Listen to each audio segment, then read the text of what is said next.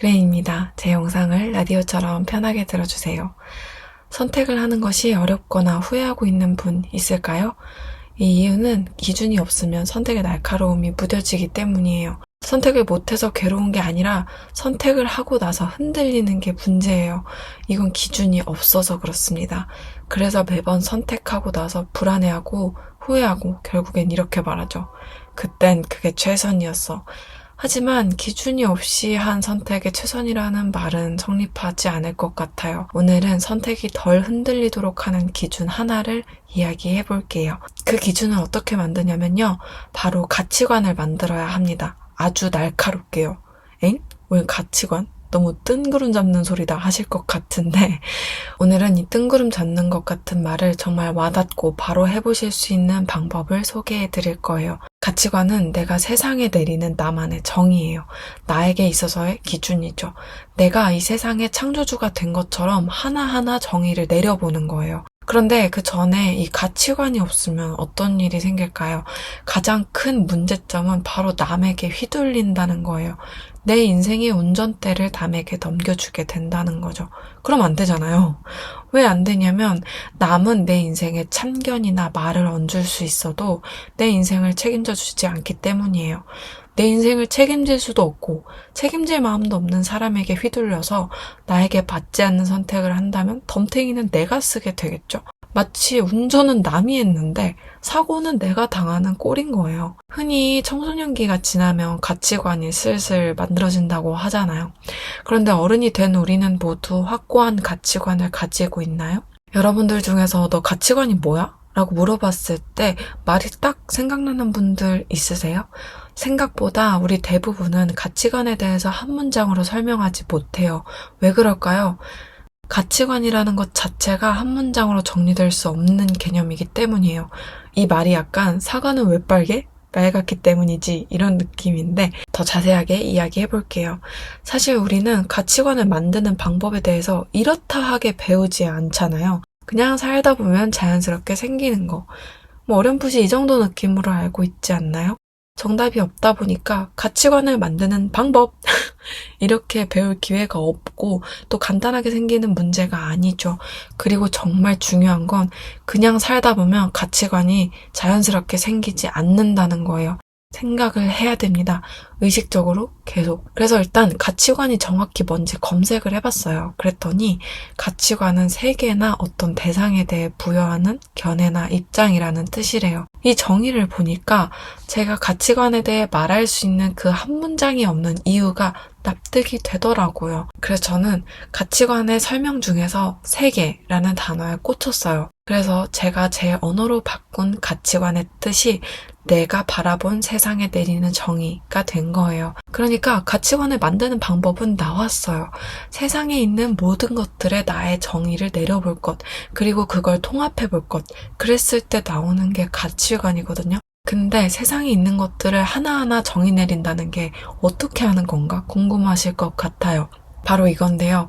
내가 생각하는 좋은 사람, 내가 생각하는 강함, 내가 생각하는 옳음, 불쾌한 상황, 또 내 기준에서 질린다는 건 뭔지, 게으르다는 건 뭔지, 사랑은 뭔지 등등 이 모든 단어들에 대해서 내가 정의를 내려보는 거예요.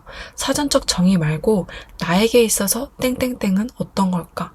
정답은 없어요. 내 대답만 있으면 되거든요. 이런 것들을 버스를 타고 내릴 때, 등하교하거나 출퇴근할 때 잠깐만 눈 감고 생각해보는 날들이 켜켜이 쌓이면 그게 바로 가치관이 될 거예요. 이 사람은 손절을 해야 되나? 이 나이에 다른 직업을 선택해봐도 되나?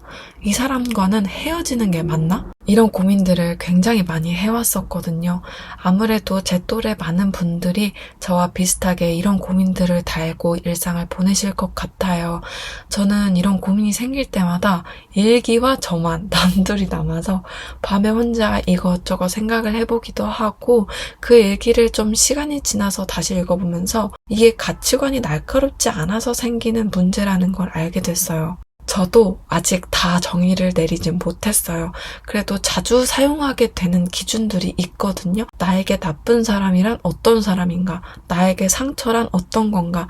나에게 강함이란 어떤 건가 이런 것들에 대한 정의나 기준이 있으면 꽤 자주 여러 상황에서 판단을 비교적 쉽게 해낼 수 있더라고요. 제가 겪었던 일을 얘기를 드려보자면요. 나에게 강함이란 무엇인가라는 정의를 직장 생활하면서 같이 일했던 동료를 보고 겨우 내릴 수 있게 됐는데요. 저는 강함을 이렇게 정의를 내렸어요. 힘든 상황에서도 결국에 긍정적인 방향으로 고개를 돌리는 것으로요. 강함은 아무나 할 수 없고 쉽지 않으면서도 그렇게 해냈을 때 그 어떤 것을 물리칠 수 있는 거라고 생각을 했거든요.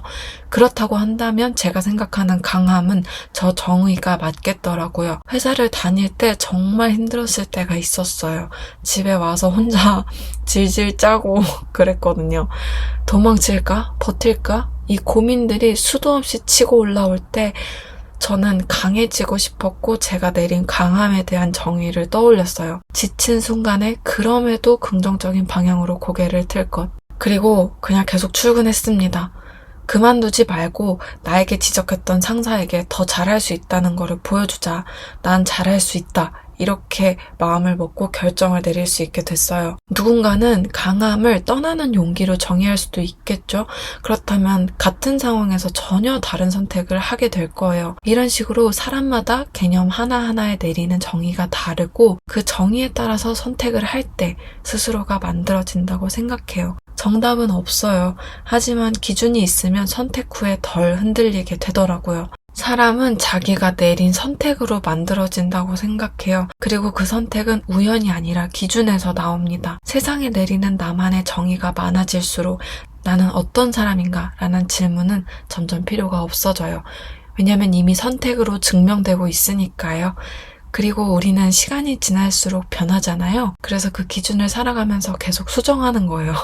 업데이트를 하는 거죠. 나의 정의, 그때 내가 내렸던 정의가 부족할 수도 있음을 인지하면서 그렇게 조금씩 바뀌어가는 나의 가치관 안에서 나를 세상에 실현시키는 게 삶이 아닌가 싶습니다. 오늘 집에 가시는 길에 이 질문 하나의 정의를 내려보세요. 나에게 나쁜 사람이란 뭘까? 오늘도 들어주셔서 감사합니다. 그레인마인드 서인이었습니다.